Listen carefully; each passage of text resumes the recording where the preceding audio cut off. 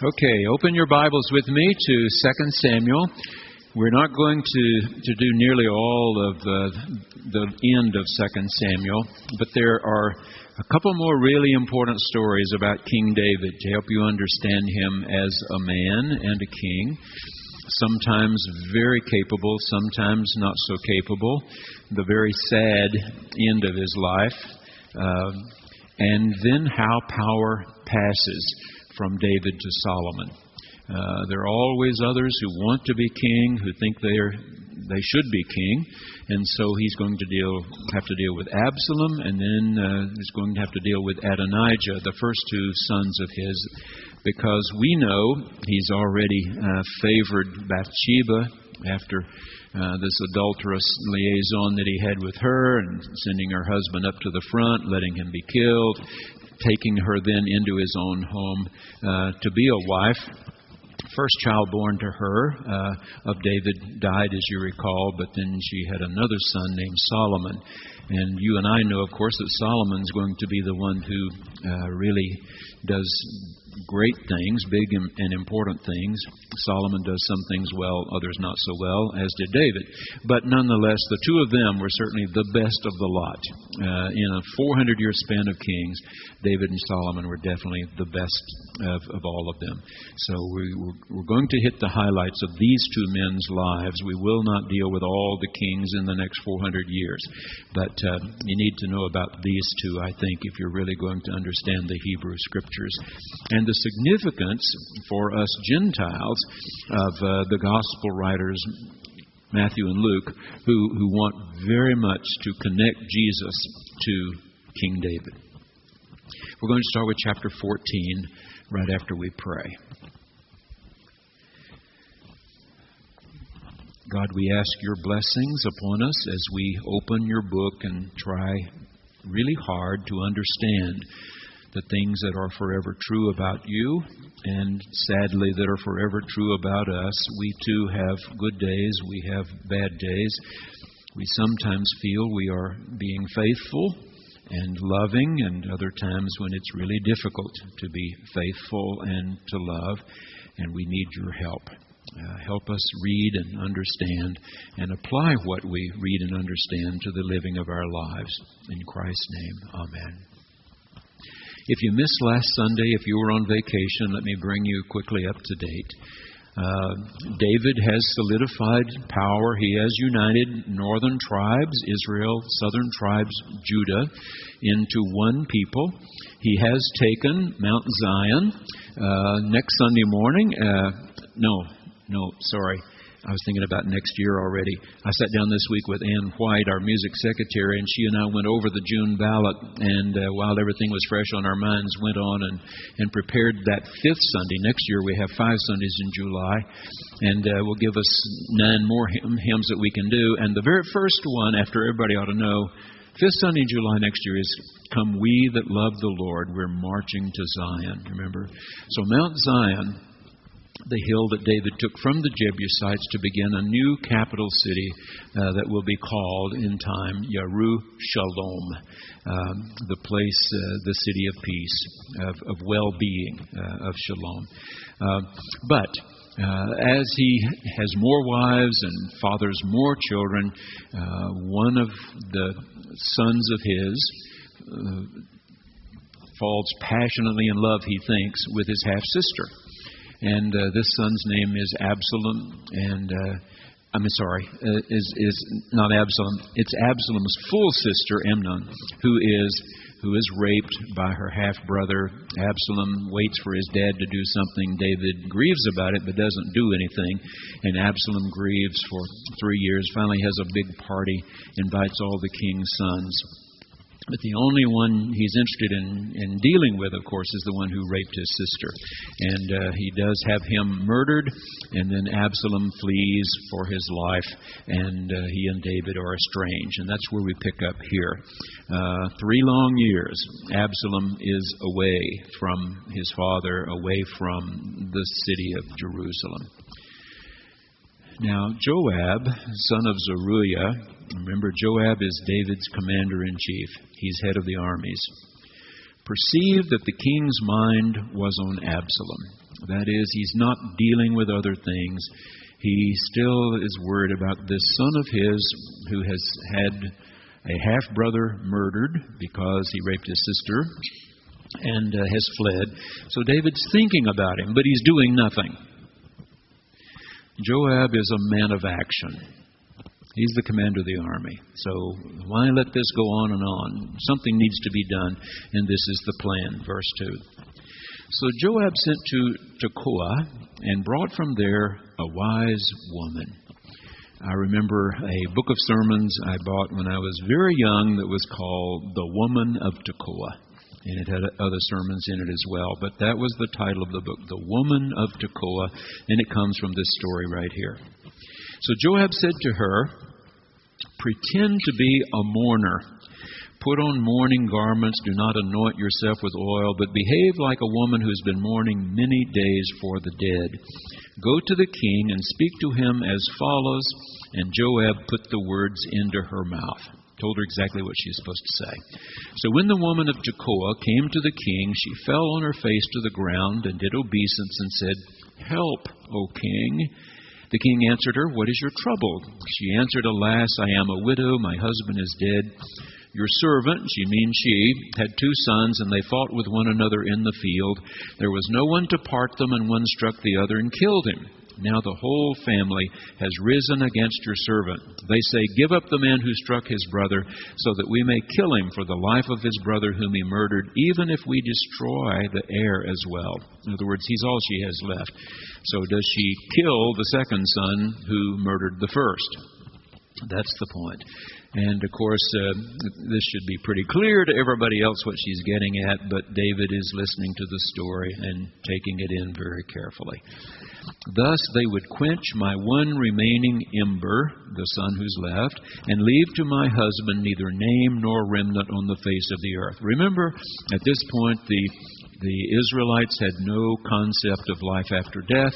The only life you have goes on through your children. And most importantly, the name is carried on by the sons in that day. And that's the reason why when Abraham has fathered no children, Sarah is willing to send in a handmaid so that he may produce an heir. And with Hagar, he produces Ishmael, you remember. It's the reason that Jacob's 2 wives, when the first one, of course, Leah does have sons, then she quits having sons. Rachel has no sons. She wants there to be heirs to Jacob, so she sends in a handmaid to make babies with Jacob. And then Leah sends in her handmaid to make babies with Jacob. And between the 4 women, 2 wives, 2 handmaids, he produces 12 sons. So producing an heir was very important. And if they thought women were the culprit, if no babies were coming, then it had to be the woman's fault, they thought. We know that's not the case always. Sometimes, yes, the woman cannot conceive. Sometimes there's insufficient sperm count, all kinds of things that can be going on. We know now. They did not know that in ancient times.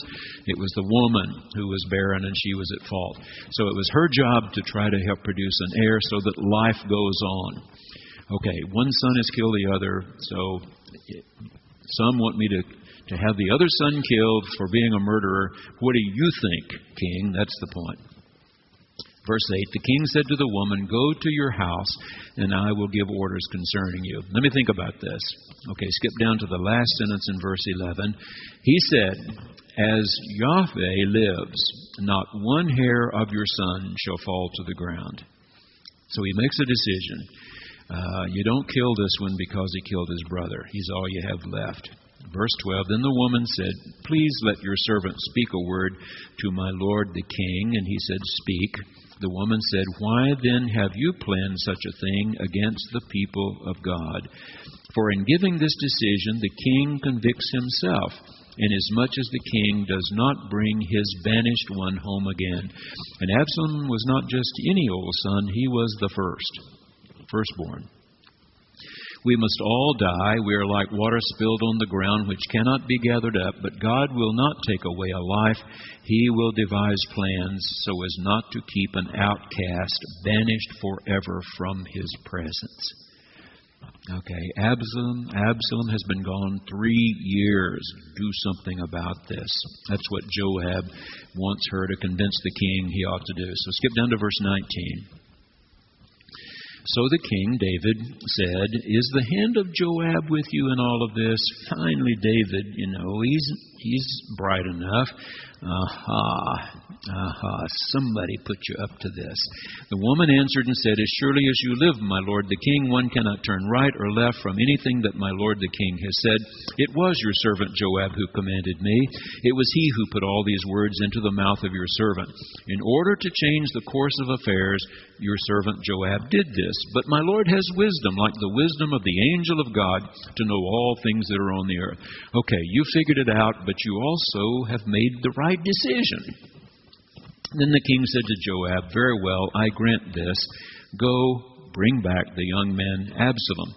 So Joab prostrated himself with his face to the ground, did obeisance, and blessed the king. And Joab said, "Today your servant knows that I have found favor in your sight, my lord the king, in that the king has requested the request of his servant." So Joab set off, went to Geshur, and brought Absalom to Jerusalem. The king said, here comes the tough part, "Let him go to his own house. He is not to come into my presence." So Absalom went to his own house and did not come into the king's presence. Have you seen Godfather? Godfather 2? Well, it would have been really easy, to draft that whole book and movie out of these few pages right here. Because what Solomon does is what Michael Corleone did. When Solomon comes to the throne, he kills off the other 5 families right off, you'll see. But here, bring him home, but I don't want to see him. Verse 25. Now in all Israel there was no one to be praised so much for his beauty as Absalom. We've already been told, first king, Saul, tall, good-looking. Second king, David, tall, good-looking. Absalom, tall, good-looking. Even that long ago, people looked for tall and good-looking. From the sole of his foot to the crown of his head, there was no blemish in him. He was a knockout. When he cut the hair of his head, for at the end of every year he used to cut it, he let it grow for 12 months at a time. When it was heavy on him, he cut it. He weighed the hair of his head 200 shekels by the king's weight. There were born to Absalom 3 sons and 1 daughter whose name was Tamar. She was a beautiful woman. So he's been away, has fathered 4 children. So Absalom lived 2 full years in Jerusalem without coming into the king's presence. It's now been 5 years since Absalom's sister was raped. He felt an injustice had certainly been done. His father did not address that. So he saw to it that his brother would be murdered. And he's been away 3 years, and now he's been back in Jerusalem 2 more years. You see, still hasn't seen his father. Verse 29. Then Absalom sent for Joab to send him to the king, but Joab would not come to him. So he's called on David's commanding officer. He sent a second time, but Joab would not come. Then he said to his servants, "Well, we will get his attention. Look, Joab's field is next to mine. He has barley there. Go and set it on fire." So Absalom's servants set the field on fire. Then Joab rose and went to Absalom at his house and said to him, "Why have your servants set my field on fire?"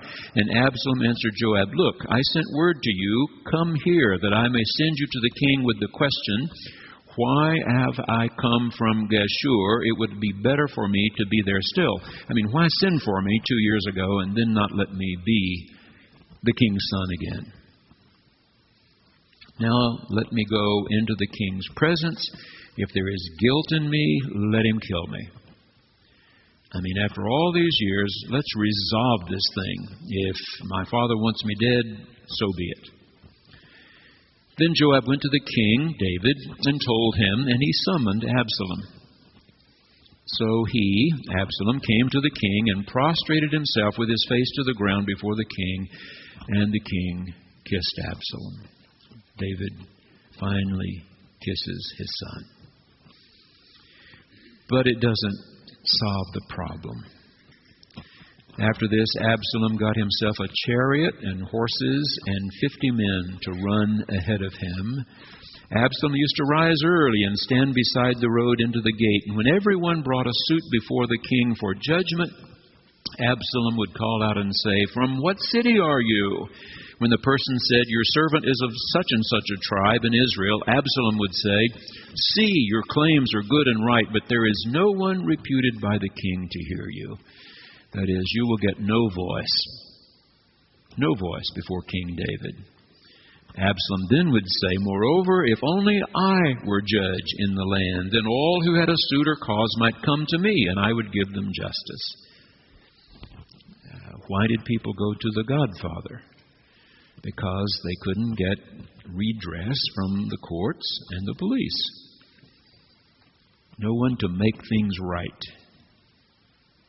No one to make things right. Did you watch The Sopranos? When a young woman got raped, horribly raped, and the police couldn't come up with enough evidence, though everybody knew who had done it, Tony went out and dealt with him. Right? Someone to make things right. If the police won't do it, and the court system won't do it, then somebody else does it. Absalom becomes that person. He sits at the gate, and as people are riding into the city to bring some grievance that they want addressed, he tells them, "You'll get no voice with the king." If I were, calls himself the judge right now, if I were the judge, things would be different. So whenever people came near to do obeisance to him, he would put out his hand and take hold of them and kiss them. Absalom embraced everybody, and he was really tall and good looking. Thus Absalom did to every Israelite who came to the king for judgment. So Absalom stole the hearts of the people of Israel. At the end of 4 years, are you adding all these up? 3 and 2 and 4 years pass. Absalom said to the king, "Please let me go to Hebron and pay the vow that I've made to Yahweh, for your servant made a vow while I lived at Geshur in Aram. If the Lord will indeed bring me back to Jerusalem, then I will worship the Lord in Hebron." The king said to him, "Go in peace." So he got up and went to Hebron, which is where Abraham, remember, their father, though it's been about 800 years before, would be buried there. The king said, "Go in shalom." So he got up and went to Hebron, but Absalom sent secret messengers throughout all the tribes of Israel, saying, "As soon as you hear the sound of the shofar, then shout, 'Absalom has become king at Hebron.'" Okay, stop and think. What else do you know about Hebron? When David was made king, he was made king only over Judah, the 2 tribes in the south, and the capital city was Hebron. Right? After 7 years of ruling in Hebron, he and his advisors decided if he would build a new capital city on the border between north and south tribes, perhaps he could unite them. And that's what he did.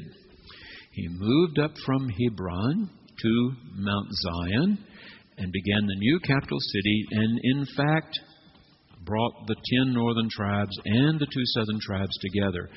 Absalom has gone to blood, his flesh and blood, and that of his father, back down to Hebron, where his father was king 7 years, and is setting up the old kingdom, if you would, even though his father sits on the throne in Jerusalem.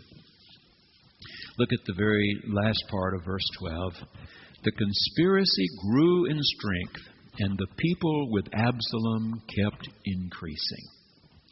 So you know this is not going to get better before it gets worse. Verse 13. A messenger came to David saying, "The hearts of the Israelites have gone after Absalom." Then David said to all his officials who were with him at Jerusalem, "Get up, let us flee, or there will be no escape for us from Absalom. Hurry, he will soon overtake us and bring disaster down upon us and attack the city with the edge of the sword." The king's officials said to the king, "Your servants are ready to do whatever our lord the king decides."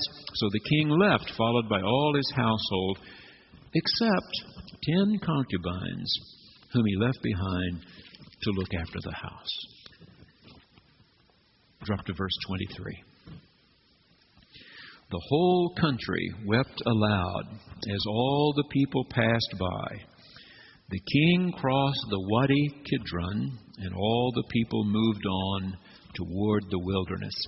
Okay, stop just a second. The Wadi Kidron is right on the east, just outside the old walls of the city of Jerusalem. It's called the Kidron Valley in the New Testament. Same place. So, the east gate of the city, and of course that becomes very important later when they talk about Messiah will come from the east, and Jesus will come back through the east gate of the city. And eventually, 500 years after Jesus, 600, the Muslims will seal up the east gate so the Jewish Messiah can't come. But nonetheless, when one is in Jerusalem, on the west side of the old wall portion of the city, there was a valley called the Valley of Hinnom. Okay, so around this little hill of Mount Zion, and Mount Moriah was right next to it, where supposedly Abraham was willing to offer up Isaac. Eventually the little valley between the two was filled in so that you had a little bigger hill there, Mount Zion and Mount Moriah. And today you have 2 mosques, of course, on the top of the hill called Moriah. But those 2 hills are joined together. But on the east side you have the Kidron, and on the west side Hinnom. And Hinnom is where they decided to have the city dump, because the Jebusites before them had offered up human sacrifice in that valley, and it was really an unclean place to Jews. So they dumped their garbage there and set fire to it, and finally the city was big enough that it never went out, burned all the time. So the word for hell fire is Hinnom. All right. So on the west side you have the Valley of Hinnom. On the east side you have Kidron. Today you can't go in and out that east gate, but there's a gate right close to it called the Lion's Gate, and you can go in and out the Lion's Gate. And so as you walk out the Lion's Gate of the old walled portion of the city, you're looking right down at this little creek. You and I would call it a creek, or a brook if you want to. It's small. And it's the Kidron. And I don't remember it being more than about 100 yards or so, maybe 150. And there's a little bridge, and of course there's a highway there now right close to. But you can walk over the little bridge, and you're right in the Mount of Olives. I mean, it's right there. The olive trees are right there.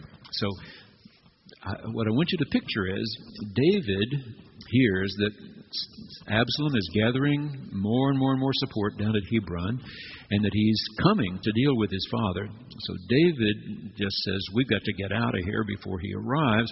And so they're going out the east.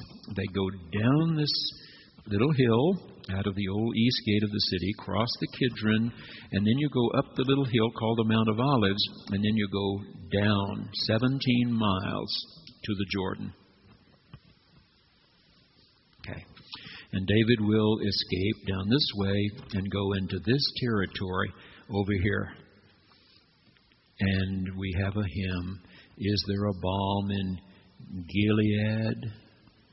The big battle takes place between David's forces and Absalom's forces here, but right now they're fleeing down over the Kidron to the wilderness. Remember, you get to the south city limits of Jerusalem, you're in the desert. Okay. All right. So the whole country wept aloud as all the people passed by. The king crossed the Wadi Kidron, and all the people moved on toward the desert. If you think desert, that may help you. Okay, let's skip to verse 30. But David went up the ascent of the Mount of Olives. So what happens? Right after you cross the little creek, there's a little hill. I mean, it's a valley. We're not talking huge, like Pikes Peak. We're talking little hills. So just a little hill out of the east gate, across the Kidron, and immediately you're in the olive grove. So David went up the ascent of the Mount of Olives, weeping as he went, with his head covered and walking barefoot. I mean, he's really disheveled at this point, and knowing that there could be any number of folks out there who might try to kill him. And all the people who were with him covered their heads and went up this little hill, the Mount of Olives, weeping as they went. All right, let's skip. I don't think we need any of those details till chapter 16, verse 14. The king and all the people who were with him arrived weary at the Jordan. And there he refreshed himself. They can rest a moment. So they have fled in the night. Across the little Kidron Creek, if you would, up the little hill, the Mount of Olives, and then this 17-mile descent down to the Jordan. So you can imagine how exhausted they are. 17 miles, and finally they can, sit down and rest, and get a drink of water, whatever. Verse 15. Now Absalom and all the Israelites came to Jerusalem. So the messenger was right. Absalom was on the way from Hebron. David has done the right thing, probably in fleeing the city, until he can get all his forces together. Skip to verse 20. Absalom said to Ahithophel, they turned to their religious folk in times like this, give us your counsel. What shall we do? Ahithophel said to Absalom, go into your father's concubines, the ones he has left to look after the house, and all Israel will hear that you have made yourself odious to your father, and the hands of all who are with you will be strengthened. So they pitched a tent for Absalom upon the roof, the roof where David walked one afternoon and saw the beautiful woman down below, Bathsheba, had her brought to him and so on. All right, this is all about symbolism. I mean, what's being told him. Look, you want people to know you are really the man now? You go in and sleep with all your daddy's concubines. He's only left 10 women up here in the palace. Spend the night with them, and they will know you are the man from this point. That's the advice given to him. So they pitched a tent for Absalom upon the roof, and Absalom went into his father's concubines in the sight of all Israel. Now, of course, it doesn't literally mean everybody in all 12 tribes have come to Jerusalem, but the ones who are following Absalom, the warriors and so on. Oh, wow, look what he's doing. Chapter 17. Moreover, Ahithophel said to Absalom, let me choose 12,000 men, and I will set out and pursue David tonight. Now, this was good information. David does not have his army under control at this point. I mean, he's fled in the middle of the night. David's getting along in years. He's no longer a young boy with a slingshot and rocks going down into the valley to deal with Goliath. Go get him now. Chase him now. I will set out and pursue David tonight. I will come upon him while he is weary and discouraged and throw him into a panic, and all the people who are with him will flee. I will strike down only the king and bring all the people back to you as a bride comes home to her husband. You seek the life of only one man. We just need to kill one, he's saying, and all the people will be at peace. The advice pleased Absalom and all the elders of Israel. Now, hold this thought in mind. We've got thousands of men who are about to go into battle against each other. If we can kill one, war's over. And that's what happens. But the one who gets killed is not David. It's going to be Absalom. Okay. But the plan is, we're going to go get David tonight. While he's in disarray, discouraged, tired, let's go kill him tonight. Skip down to verse 7. More advice. Then Hushai said to Absalom, this time the counsel that Ahithophel has given is not good. So now somebody else is whispering in his other ear. Hushai continued, you know that your father and his men are warriors, and that they are enraged like a bear robbed of her cubs in the field. Besides, your father is expert in war. He will not spend the night with the troops. I mean, he's saying you can't find him in the dark. Even now, he has hidden himself in one of the pits or in some other place. What did Saddam Hussein do? He hid himself in a pit. And when some of our troops fall at the first attack, whoever hears it will say, there's been a slaughter among the troops who follow Absalom. Then even the valiant warrior, whose heart is like the heart of a lion, will utterly melt with fear. For all Israel knows, your father is a warrior, and those who are with him are valiant warriors. I mean, Joab has a strong army. My counsel is that all Israel be gathered to you from Dan to Beersheba, like the sand by the sea for multitude, and that you go to battle in person. All right, so what had Ahithophel suggested? Absalom, possession is half the battle. You've got the palace. There's nobody here guarding it. There are 10 women, concubines, who are here to keep the place cleaned up till David gets back. Go sleep with these women tonight. I, in the meantime, will take your army down the road. We will catch up with your father. We'll kill him. It'll all be over. Now he gets different advice. No, that's not right. You can be sure Joab has rallied the forces. It's a mighty army. Your father's a really good warrior. He will not be with the troops. He'll be hiding somewhere in a pit, in a cave. You won't be able to find him. And the first little skirmish that you lose, they're going to say, oh, we cannot beat Joab and this powerful army. And they will start to flee, and it'll all be over. So see, Absalom has to make a big decision. Which one of these advisors is giving him the right advice? What is he supposed to do? Now look what the second one is saying. Let's take time. Remember I told you that when the tribes settled in the promised land, whenever they're describing the northernmost to the southernmost, they always say from Dan to Beersheba. Beersheba is way down here in the Negev, and Dan is up above the Sea of Galilee. They're here. They don't have any automobiles. They don't have any jet planes. It's going to take days, weeks. Guess how much organizing David and Joab can do with their army in days and weeks. That's the advice. Verse 14. So Absalom and all the men of Israel, and again, of course, it doesn't mean every man in Israel, but he's got the ones that are supporting him, said, the counsel of Hushai the Archite is better than the counsel of Ahithophel. So what does he decide? Let's take some time.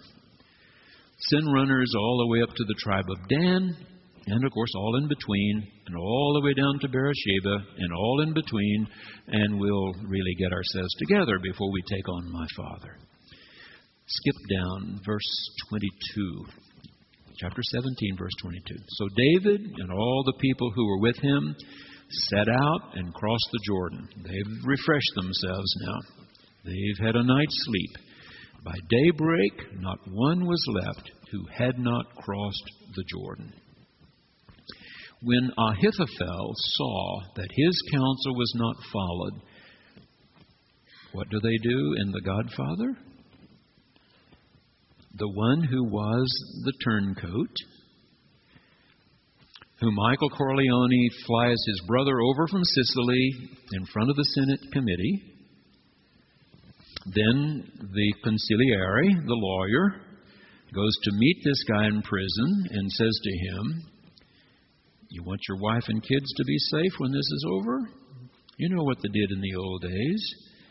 You get in a tub of hot water and you slash your wrists, and if you do that, we will take care of your wife and kids. And that's what he does. So Ahithophel has given his advice. It's been ignored. So he knows he's not been accepted, so look what he does. When Ahithophel saw that his counsel was not followed, he saddled his donkey and went off home to his own city.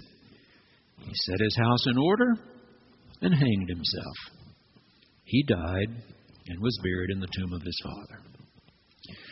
So, Absalom has made a decision. He'll go with Hushai and his advice and take time. All right, chapter 18. Then David mustered the men who were with him and set over them commanders of thousands and commanders of hundreds. And David divided the army into 3 groups, 1/3 under the command of Joab, 1/3 under the command of Abishai, and 1/3 under the command of Ittai. The king said to the men, I myself will also go out with you. But the men said, You shall not go out, for if we flee, they will not care about us. If half of us die, they will not care about us. But you are worth 10,000 of us. Therefore, it's better that you send us help from the city. You stay, we go. The king said to them, Whatever seems best to you, I will do. So the king stood at the side of the gate, while all the army marched out by hundreds and by thousands. They've had time to get things together, while Absalom is sending runners from Dan to Beersheba.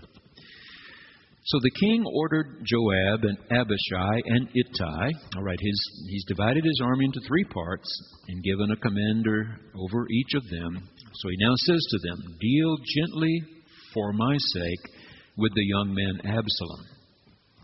And all the people, and again it doesn't literally mean all the people. It means the soldiers who were closest around.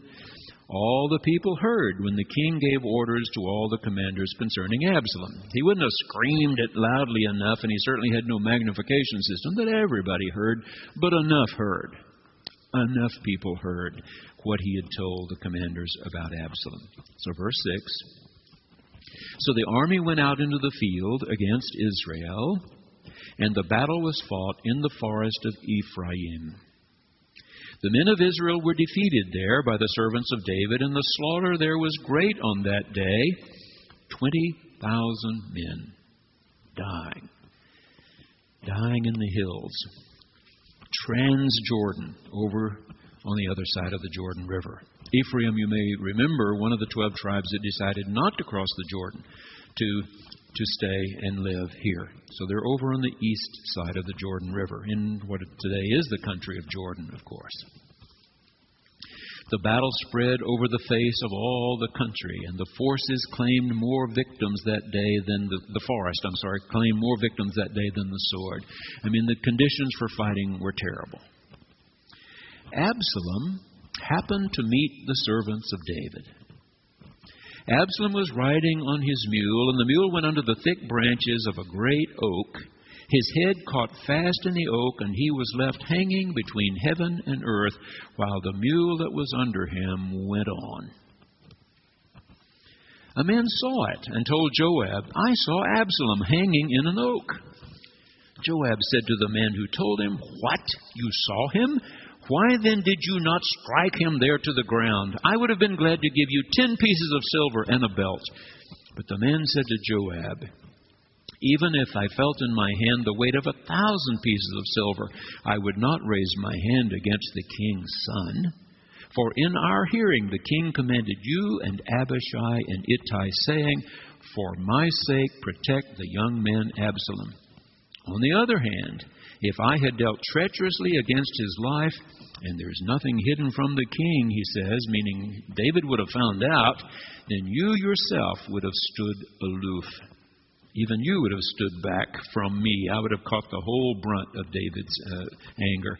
Joab said, I will not waste time like this with you. He took 3 spears in his hand and thrust them into the heart of Absalom while he was still alive in the oak. And 10 young men, Joab's armor-bearers, surrounded Absalom and struck him and killed him. Then Joab sounded the shofar, and the troops came back from pursuing Israel, for Joab restrained the troops. In other words, he's screaming, not cease fire, because they didn't have fire, but stop. It's over. We don't have to do any more killing. It's over. They took Absalom, threw him into a great pit in the forest, and raised over him a very great heap of stones. Verse 19. Who's going to go tell David? That's the next matter. Who's going to go tell him? Ahimaaz, son of Zadok. You remember who Zadok is? He's the priest. Zadok was the priest. So the son of the priest said, "Let me run and carry tidings to the king that Yahweh has delivered him from the power of his enemies." Now Joab, he has done David's dirty work for years. It was Joab, you remember, to whom a note was sent. Send Uriah right up to the front line. And when he gets to the most dangerous part of the city they were besieging, pull back and let them kill him. Joab knows David like a book. And he knows that even though the war's over and David's going to get to move back into the palace, his firstborn son is dead. This is not going to be a happy king. Okay, so Joab says to the priest's son, "You are not to carry tidings today. You may carry tidings another day. But today you shall not do so, because the king's son is dead." He's not going to be happy about it. Then Joab said to a Cushite, "Go tell the king what you have seen." All right, now hold a second. Cushite. That word. It's right back there in the beginning of Genesis. Remember? God created the heavens and the earth. And finally, He created this beautiful garden called Eden, where 4 great rivers of the earth came together. Tigris, Euphrates. One that flowed through the land of bdellium and onyx. That was known in history as India. Either the Indus, probably the Ganges. And the 4th flows through the land of Cush. It was the Nile. The Nile River. Cushites, Ethiopians. Tall, thin, good runners. Okay? The writer of Genesis has in fact circumscribed the part of the world he knew. He didn't know anything north of the Tigris Euphrates. He didn't know anything east of the Ganges or the Indus. He knows nothing south of the Nile. He knows only the big sea on the west, the Mediterranean. Eden is where he lived, of course. Okay. So, the Cushite from Africa. Let him go tell the king. All right? All right. The Cushite bowed before Joab and then ran. Then Ahimaaz, son of Zadok, said again to Joab, "Come what may, let me also run after the Cushite." When I was a boy, I have one brother, 4 years younger than I am. When we would go fishing with our dad, and you got home, it was a big deal of who got to carry the fish. Remember? Who gets to carry the fish in to Mom and show her? And he and I would go at it. Who gets to carry the fish? So here, like a child, this son of the priest is not getting it. He thinks this is going to be wonderful to be the first runner there and tell the king, "You get to go home to the palace." He's not understanding how upset David's going to be when he realizes Absalom's dead. So he says, "Come what may, let me also run after the Cushite." So Joab said, "Why will you run, my son, seeing that you have no reward for the tidings? He's not going to give you a present." "Come what may," he said, "I will run." So Joab says, "Help yourself." Then Ahimaaz ran by the way of the plain and outran the Cushite. Okay, the plain, a level place. Maybe the Cushite doesn't know where the land is more level. Certainly running up and down hills is harder. So they're over in what we know as Gilead, the land of Ephraim. David is back down at Jericho. Probably the plain means down the river. Okay, that would be flat. I mean, there's a descent, of course. There is some current to the Jordan, but it's basically flat. Even better, downhill. If you're coming from here, it's downhill a little bit as you go. For whatever reason, he knows the better way. He gets there ahead of the Cushite. Shift scenes. David was sitting between the two gates. The sentinel, there's somebody up on the wall watching, went up to the roof of the gate by the wall, and when he looked up, he saw a man running alone. It's the son of the priest. He's beaten the Cushite. The sentinel shouted and told the king. The king said, "If he is alone, there are tidings in his mouth." In other words, if the army is in retreat, then there'll be lots of them. If it's just one, then he's come to tell us something. He kept coming and drew near. Then the sentinel saw another man running. The Cushite has appeared. And the sentinel called to the gatekeeper and said, "See, another man running alone." And the king said, "He also is bringing tidings."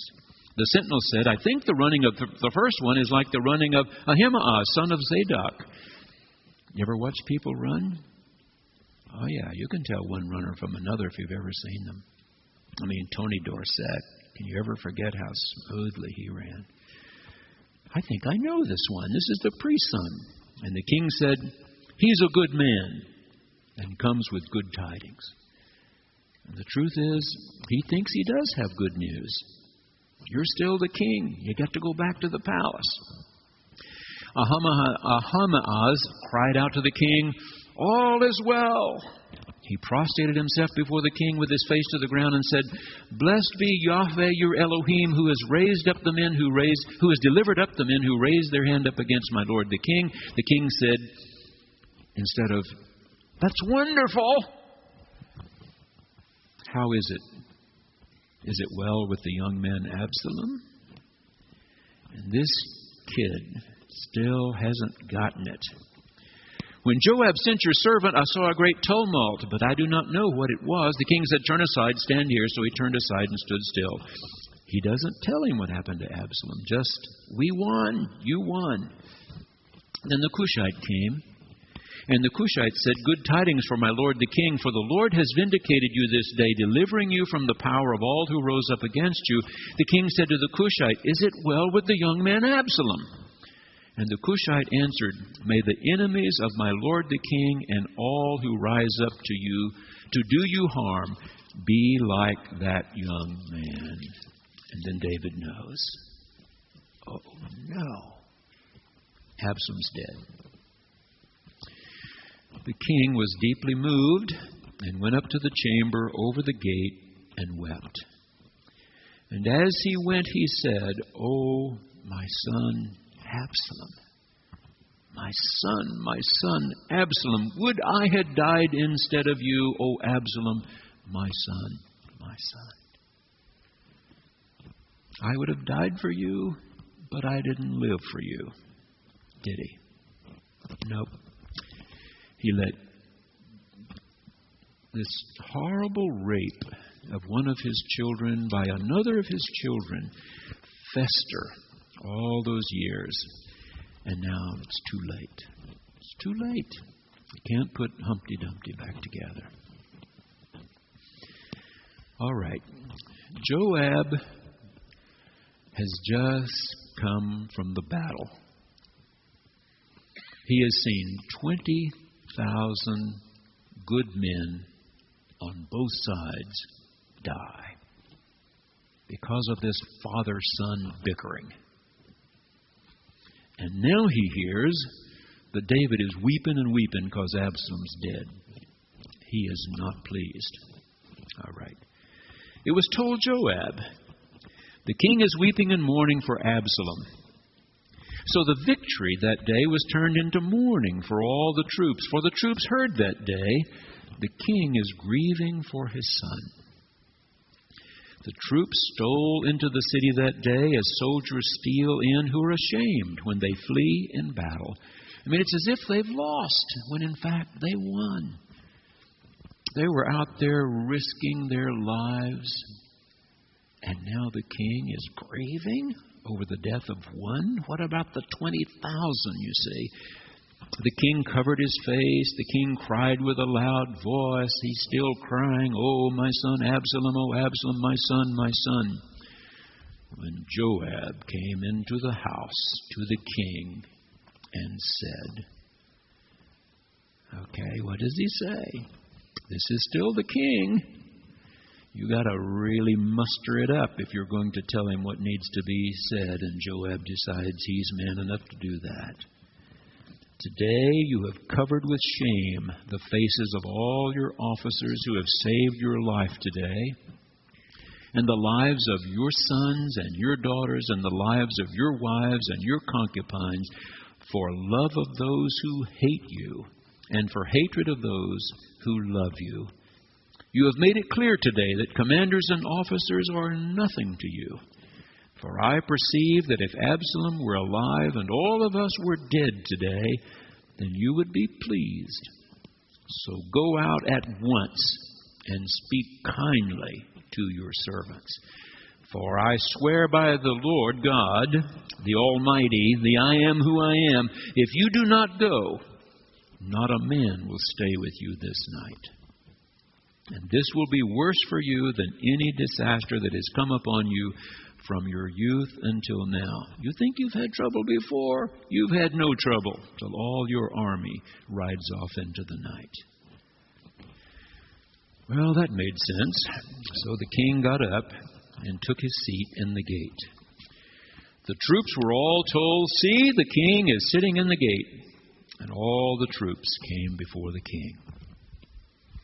Meanwhile, all the Israelites had fled to their homes, that is, those who were following Absalom. All the people were disputing throughout all the tribes of Israel, saying, "The king delivered us from the hand of our enemies and saved us from the hand of the Philistines, and now he has fled out of the land because of Absalom. But Absalom, whom we anointed over us, is dead in battle. Now therefore, why do you say nothing about bringing the king back?" All right. So will those who've followed Absalom, have let him rule over them in Hebron, will they in fact invite David to come back and be the king in Jerusalem? King David sent this message to the priests, Zadok and Abiathar. "Say to the elders of Judah, why should you be the last to bring the king back to his house? The talk of all Israel has come to the king." Now, Judah, remember, are the southern tribes. I mean, these really are even closer to him than the 10 northern tribes. The 2 southern tribes are descendants of Jacob's favored wife, Rachel. These are the descendants of Joseph and Benjamin. So is David. I mean, you are my own blood, he says. You are my kin, you're my bone, my flesh. Why then should you be the last to bring back the king? Verse 15.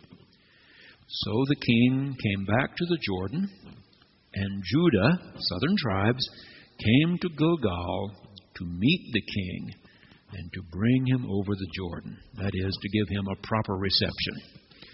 To bring him back to the west side and send him back up to the palace. Look at verse 41. Then all the people of Israel came to the king and said to him, "Why have our kindred, the people of Judah, stolen you away and brought the king and his household over the Jordan and all David's men with him?" Okay, remember, you have to keep reminding yourself. So who are the people of Israel? These are the northern tribes. The northern tribes who had supported David when the southern tribes had decided to follow Absalom in the southern capital at Hebron. Now David's made peace with the people of Judah, his people, and they've come to the river to escort him across. Now the northerners feeling shut out again. Let me read it again. Verse 41. Then all the people of Israel, northern tribes, came to the king and said to him, Why have our kindred, our cousins, the people of Judah, stolen you away and brought the king and his household over the Jordan, and all David's men with him? All the people of Judah answered the people of Israel, that is, the southern tribes, were screaming out to them, Because the king is near kin to us. Why then are you angry over this matter? Have we eaten at all at the king's expense? Has he given us any gift for restoring him, so to speak? But the people of Israel answered the people of Judah, We have 10 shares in the king. Okay, we're 10 tribes. And in David also we have more than you. There are 10 of us, 2 of you. Why then did you despise us? Were we not the first to speak of bringing back our king? But the words of the people of Judah were fiercer than the words of the people of Israel. Just an indication that they aren't going to get along. They aren't going to get along. This feuding will continue. All right. Skip all the rest of 2 Samuel. Jump to 1 Kings. I think that's all you need to know about David. If you want to read the rest, help yourself. We're just hitting the highlights. 1 Kings chapter 1. King David was old, advanced in years, and although they covered him with clothes, he could not get warm. You know old people? Do you know any old people?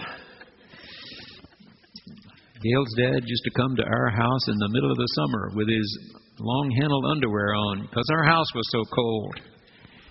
We love air conditioning, and we pay the bill to have good air conditioning. And he thought it was so cold at our house. So his servant said to him, Let a young virgin be sought for my lord the king, and let her wait on the king and be his attendant. Let her lie in your bosom, so that my lord the king may be warm. So they searched for a beautiful girl throughout all the territory of Israel, and found Abishag the Shunammite, and brought her to the king. The girl was very beautiful. She became the king's attendant and served him, but the king did not know her sexually. The old boy is too old. That's the point. He's too old. She snuggles up next to him in his bed to keep him warm, and he doesn't even notice. Now, the reason she becomes important is that number 2 son, Adonijah, decides, with Absalom gone, I get to be king after my father. And one of the ways he decides to show everybody that he's the king is he wants this girl whom he thinks his father's been sleeping with, he wants to sleep with her himself. Isn't it a wonderful story? Gee, we have some strange folks in the Bible. We're going to stop right there, because next week we're going to deal with all this intrigue of how Solomon solidifies the kingdom here.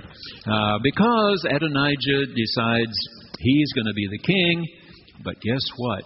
David's right-hand man, Joab, chooses the wrong horse. Even Joab chooses the son who's next in line. Thinks that's the right choice, the one next in line. David chooses Solomon, so even Joab's in real trouble. If you haven't been to church, don't rush off. We'll be right back and do lots of revival singing here.